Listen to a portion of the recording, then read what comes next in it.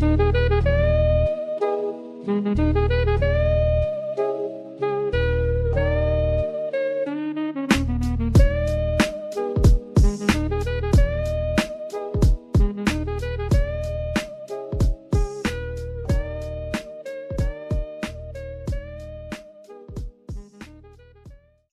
poppin'? What's poppin'? How's everybody doing?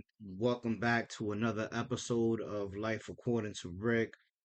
I hope everybody's had an amazing week. I hope you guys are ready for Christmas because we are now less than a week away. So I hope y'all got all your last minute Christmas shopping. I know that can get a little intense. But today, this episode is going to be a little bit more personal. Where we all go through things in life, right? That kind of leave an imprint on us. And basically, I'm going to be unpacking a lot today. I've kind of been learning as I've been doing each episode that I'm unpacking a lot and I'm peeling back all these layers, of things that I've been through. It's as much as I'm doing it to help other people, I'm kind of doing it for myself as well. It's very therapeutic in a way. So this episode is going to be called Trauma, Loss, and the Parent I'm Becoming.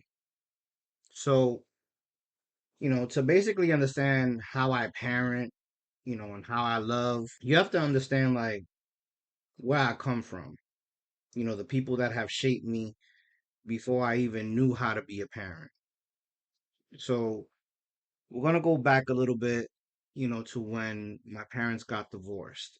After my parents got divorced, my mother, she was a single mom, and things were very difficult because that was something that even till this day, when I think about it, it was very rough for me when my parents got divorced, and I feel like a lot of my traumas stems from that.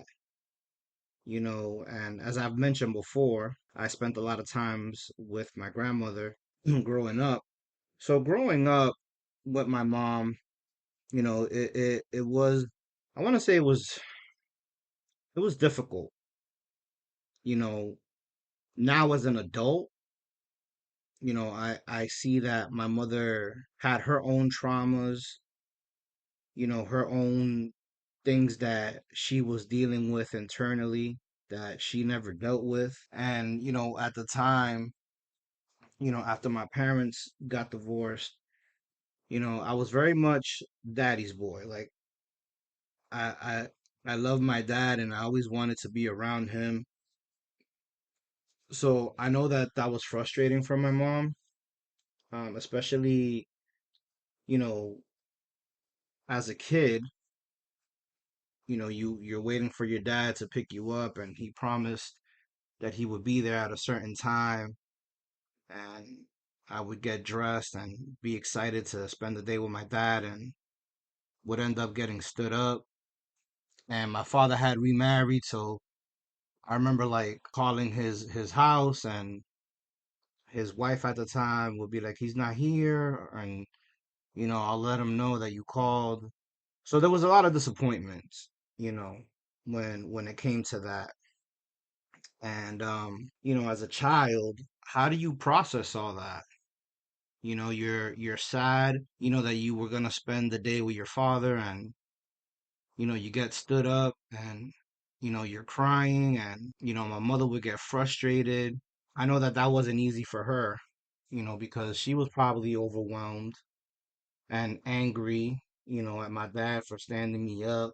My feelings probably reminded her of things that she couldn't face, and rather, than trying to comfort me, it was probably hard for her because it probably took her to a place, where it reminded her of probably the same disappointment or something like that. My mother, she was very private, about her upbringing in a sense. There was only so much that we knew about my mom growing up. And, my mother, she from Honduras. from Central America. So, she had a very, I want to say, poor upbringing, and in a sense, I feel like my mom was kind of ashamed of that, and my grandmother, her mom, wasn't very easy on her. It, it, it's very generational. I want to say that. It's very generational because, it trickles down. And I think that's where I'm trying to draw the line and stop those, generational curses and trying to, get over that generational hump and not make those same mistakes that was passed down. I just want to make it clear also that this is no shade to my parents whatsoever. I'm basically breaking down everything that I went through. I'm pretty sure that at the time, they did the best that they could, dealing with being divorced and, having to share me as a child and, everything else. But that's kind of why I ended up, spending a lot of time with my grandmother, which is my father's mother, because since I was born, she was there and she would always help out my mom. And it was a lot easier for my mom to, you know, have me go after school, and stay there, until she had to pick me up after work and all that. And, after my mom and my dad divorced, then my mom started dating and she met my sister's father and they were together for a few years. And, my sister was a product of that relationship. And, me and my sister, we kind of share the same story because, we kind of had to deal with the same things, right? But, going back to my dad, I feel like my mom and my dad are like the same coin but different sides, right? So to get an understanding of like why my father was the way that he was with me, you got to understand that my father lost his father when he was 3 years old. My grandfather died of a heart attack, and my grandmother was a widow, right? And so, she was pregnant with my aunt when my grandfather died. So, she was a widow with 6 kids, right? And then she ended up meeting who I grew up knowing as my grandfather, which is my uncle's father. And, she ended up leaving to New York, and my dad ended up staying behind in Dominican Republic with his grandmother. So you listening to this story right now and you're like, damn, like I can see how it's like history repeats itself in a sense, right? So my dad was kind of raised by his grandmother. I was raised by my grandmother. So just think about it. My father didn't really know his dad. He was very young when my grandfather passed away, so he didn't have that male model father figure to later on in life help him be, you know, how a dad should be, right?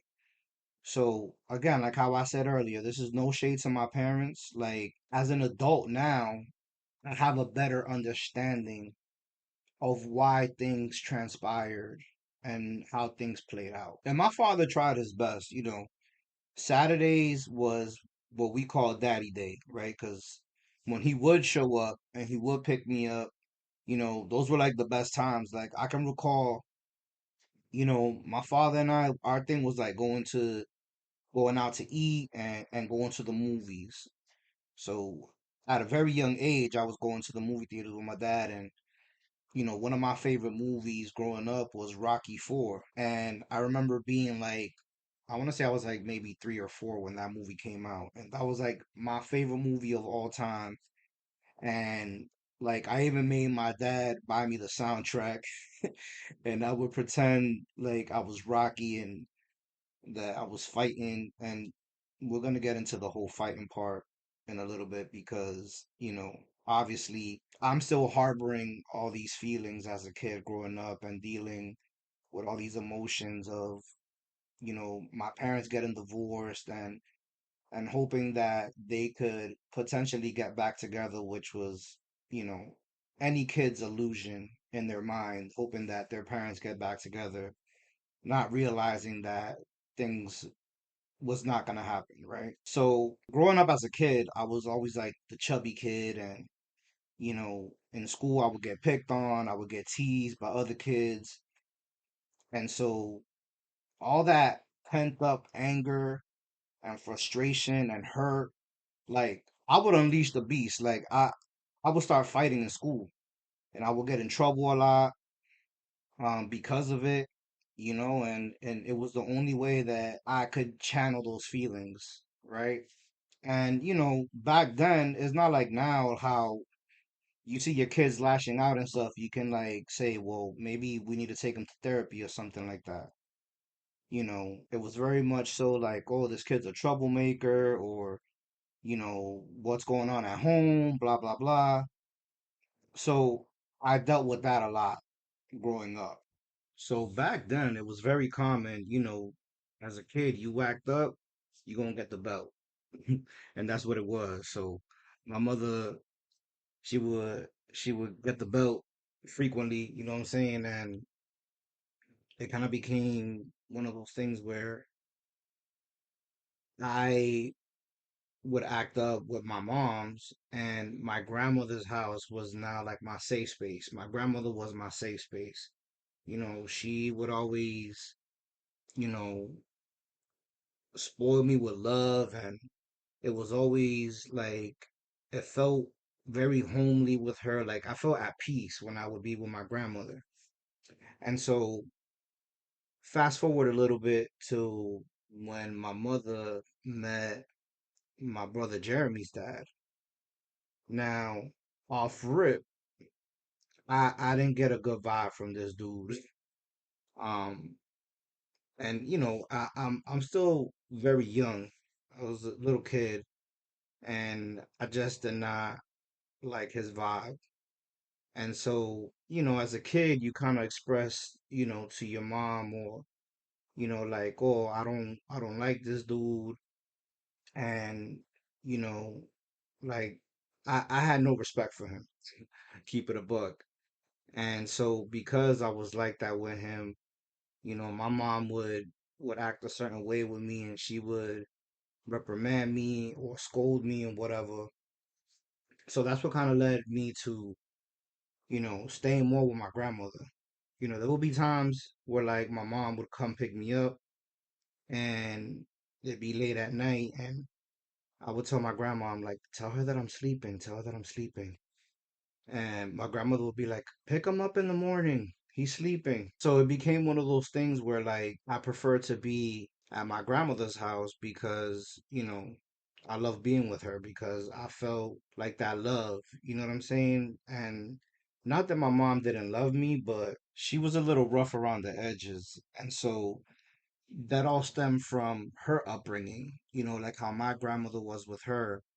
So she was raising me like the same way that she was taught. You know what I mean? But back to this whole situation with my brother's father, that really led me to staying with my grandmother full time. So we're gonna fast forward to 91. 1991, my grandmother had decided that, we're gonna move down to Miami.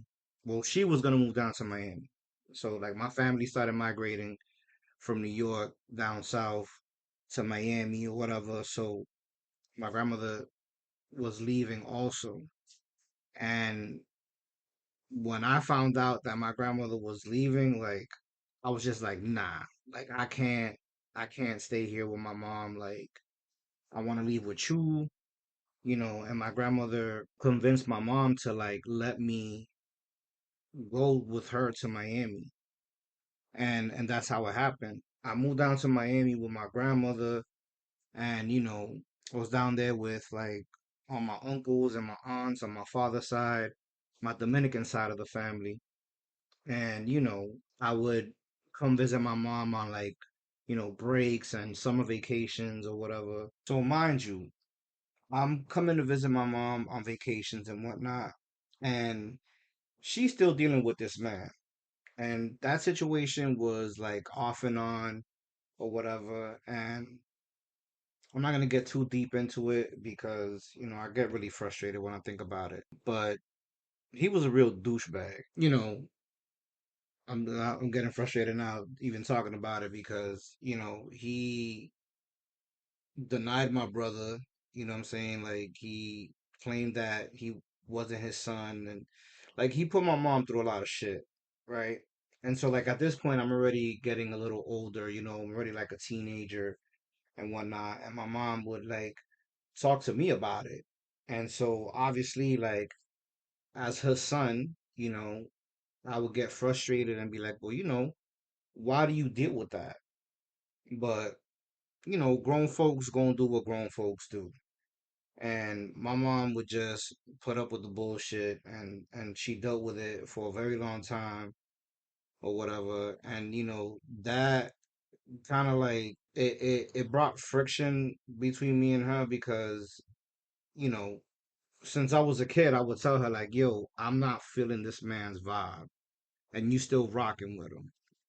So, anyways, eventually at some point, she did that. Fast forward to 1999, and this is when I come up and I move in with my mom, and so I got my first job as I was looking for work in Florida. You're in high school, you're trying to find work, and I couldn't find a job. So one of my summer breaks, I ended up coming to visit my mom, and I got like a little summer gig, and that's when I met my kid's mother. So y'all know how that story goes. But my mother wasn't too fond of my kid's mother and that whole situation. And so, I eventually was moved in with my mom. Like I decided to stay, since I had the little job or whatever. Um, and I got caught up with my kids' moms. So, parents can be very protective. And at that time, I didn't see it from my mom's point of view. And, me being rebellious and, going against her will, right? To kind of like spite her in a sense. It bit me in the ass, but that's neither here or there. And, I don't have any regrets because, in life we go through things and we learn from it. So over the years, my relationship with my mom was, very off and on. It was kind of non-existent. We kind of became estranged. We would go years without talking, right? And then, I would kind of make the effort to reach out, and it became a cycle. Like something would happen, and we would have a falling out. And so 2016, and I'm gonna make this story real quick, to not jump around with timelines and whatnot. So 2016, this is when my wife like first moved in, right? We started talking again. I think she had reached out to me, or whatever. My mom had moved to Tennessee. She was living in Nashville, with her family out there and whatnot. So she decided that she was gonna come like visit or whatever. My mom never really had a relationship with her grandkids, right? With my kids. So, I was like, yeah, why not? She sounded, very enthusiastic and, about seeing the kids and wanting to come see me. And I'm thinking she turning a new leaf or whatever. And to my surprise, she was still the same. And so after that, Thanksgiving, it was Thanksgiving. Now that I think about it, it was Thanksgiving 2016. And when she came, I kid you not, that lady stressed me out. I remember telling my wife, I was like, I am really like anxious about her coming. Like, I didn't know what to expect. And sure enough, like, my mom gave me an anxiety attack, something that I never went through in my life. I think that was like the first and last anxiety attack that I ever had. Like, yo, she had me so stressed out. Like, I was like, yo, what is happening right now? And after that, that was the last time that I spoke to my mom. I had finally come to terms that my relationship with my mom would never be the same. You know what I mean? Like we couldn't have that mother-son relationship, that any child would want to have with their parent. And I was okay with that. I had to learn to set those boundaries, you know what I mean? Like I had to accept that, and it hurt obviously because nobody wants to cut off their parent, you know what I mean? And so fast forward to 2020, my grandmother passed away. And, when my grandmother passed away, she was 95. And I was extremely heartbroken. That was my mom. She was my rock. And, she was already at that age. You know what I mean? She lived a beautiful, long life, and so I remember like, how we spoke to her on the phone. Eventually the conversations would be short. I would call to check on her, and it would be like, hi, how you doing, how the kids. And she was always tired, so she was always resting. And so I had made it a point, I think the year before, I went down to Miami, and like I spent like a whole weekend with her. Like I took a weekend down, and I spent time with her, and it was amazing. And that was like the last time that I saw my grandma. So keep in mind, 2020, this is like the peak of the pandemic. So I couldn't even go for the services or anything like that. So that was like a low blow for me. I was just all the way messed up because regardless of the fact that I knew the time was coming for her, like, you can never prepare for death. You know what I'm saying? Especially as somebody as crucial and important as her in my life, and as losing my grandma wasn't hard enough for me. In September of 2021, I got a phone call from one of my cousins that my dad had reached out to her because me and my dad at that point, we kind of had an estranged relationship as well. Like we hadn't really been talking. And so, kind of find out my mom was in the hospital. So, my mom had caught the vid and she wasn't doing good. They had the BiPAP machine on her, and it was kind of surreal. I was, kind of dealing with a lot of emotions when that all happened because of our last conversation, our last interaction, that one Thanksgiving. And, I was kind of had reservations, as far as like even trying to go and see her. At that point, I didn't know how bad the situation was. And so I reached out to my sister because, like I said, me and my sister kind of share the same story. We both had estranged relationships with our mother. My sister was living in California at the time. And so I had hit her up and I said, yo, mom's in the hospital. She has COVID. And from what I'm hearing, like she's not doing good. So my sister, like off rip, she took off and she went to Nashville. So my sister was kind of keeping me in the loop as far as like, how my mom was doing and stuff like that. And then things took a turn, you know. They had to put like the BiPAP machine on my mom because she was having trouble breathing on her own and all this other stuff. And at that point, she was like in a induced coma. So everybody's trying to like, tell me like, yo, Rick, you gotta go see your mom's. Things can go left. You don't wanna have that in your conscience. Like, oh, something happens to her, you ended up not going to see her. And I literally debated like up until last minute, right? I remember like it was yesterday.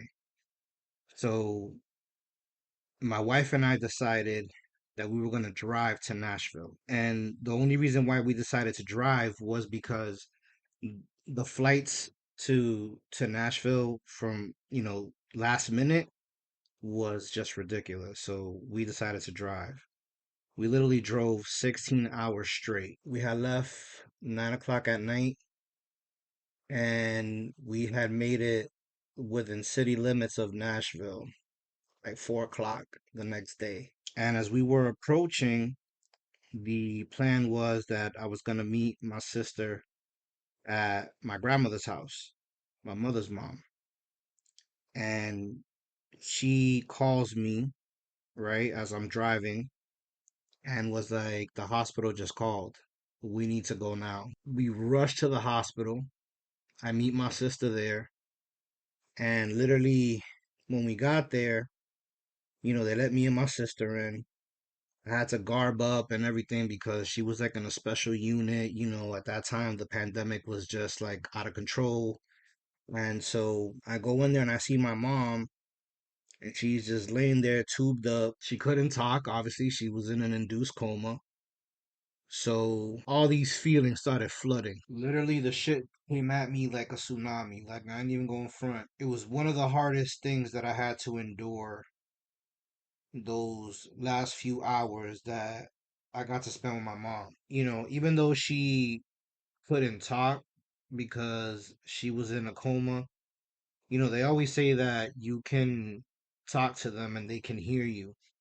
So, I asked my mom for forgiveness, that whatever I had said to her to hurt her or offend her, that I was sorry, that I hope that she forgave me. And the crazy part was that you can literally see the tears coming down her cheeks as I was speaking to her.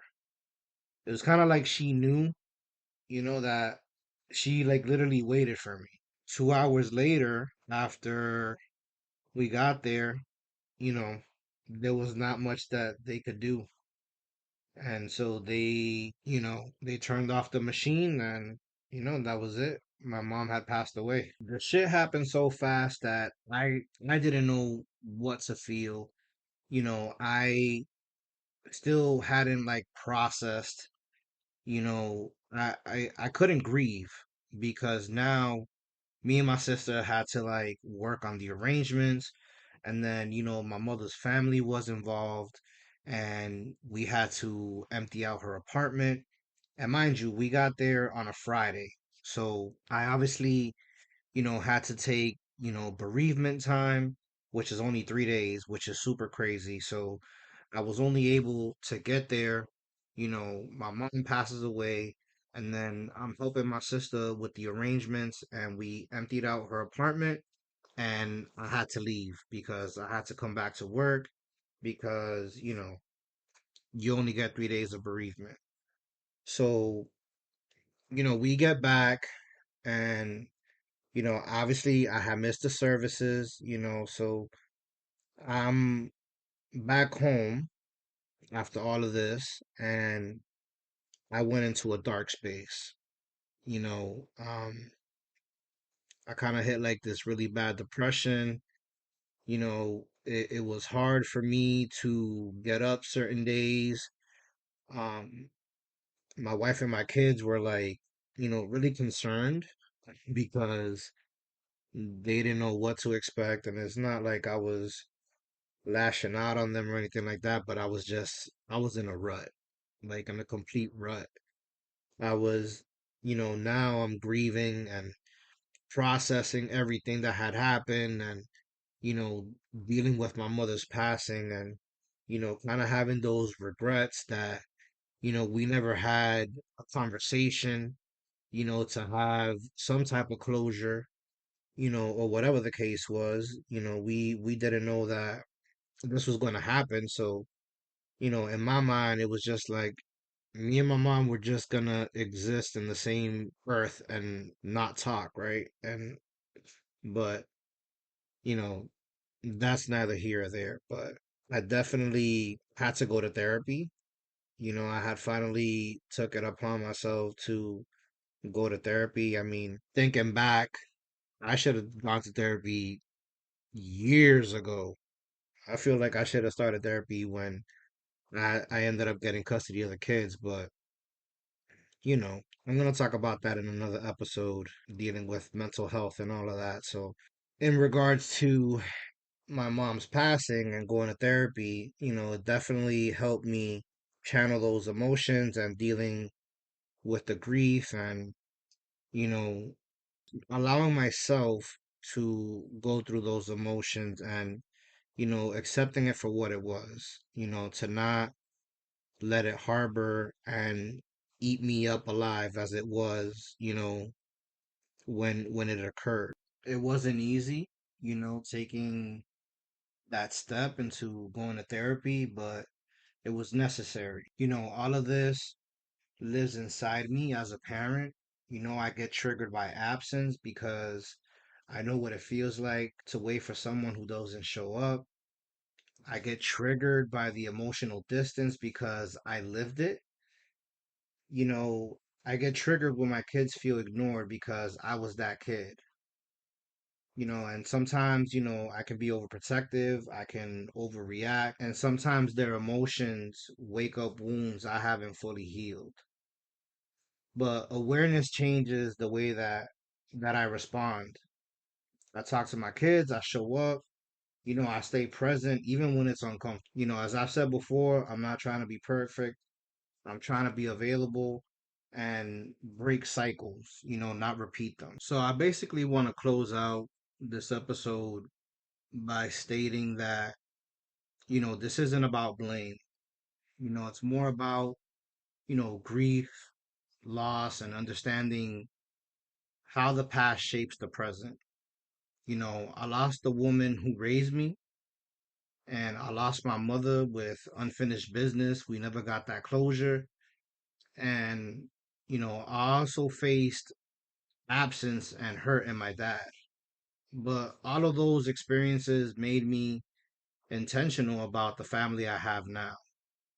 Tomorrow is never promised. So I try to show up and, be present.